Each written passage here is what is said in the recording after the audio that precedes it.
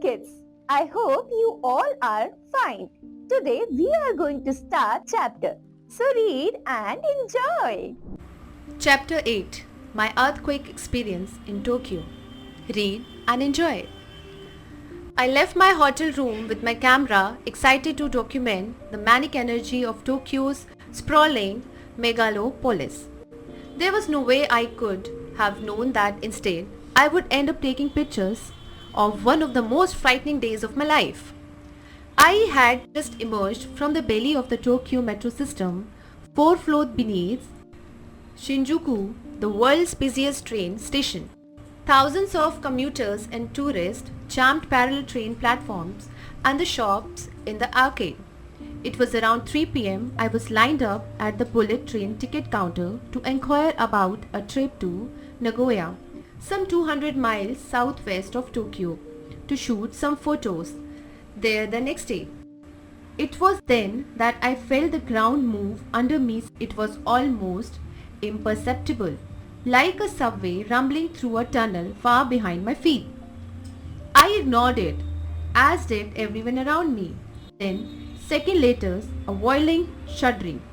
Things started crashing to the ground, and signs hanging from the ceiling began swinging violently.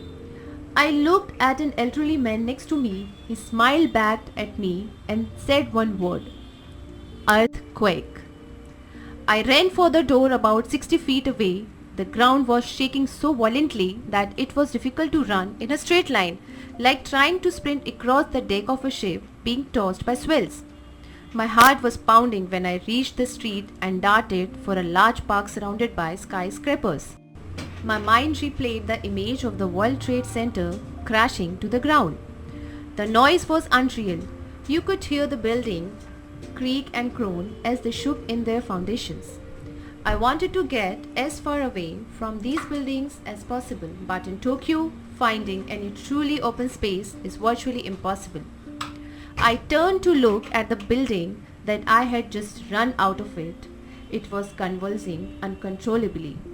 You could still hear the ground rattling as thousands of people evacuated the buildings. I started to shoot photos of everything that was happening. I stood in that park for a good 2 hours, as did almost everyone else. During this time, the ground continued to tremble, albeit less violently. I would find out later that afternoon that the quake was of magnitude 8.9, the strongest earthquake to hit Japan in recorded history. Some people were visibly shaken. There were a few women crying, people pointing up at the buildings as they shook, but many others appeared calm and relaxed. Making my way back to my hotel was an epic journey. The rail system in Tokyo was completely shut down and millions were trying to make their way home on foot. The streets were gridlocked, but I didn't learn how catastrophic the event had actually been until I got to my hotel and turned on the news.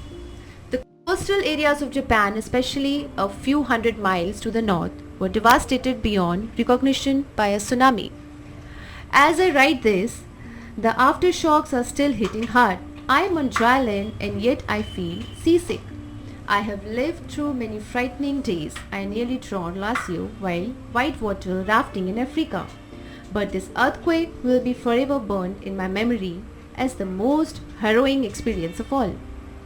I saw 100-story building sway like palm trees in the wind as the earth revolted beneath my feet. Now, I think I have seen it all.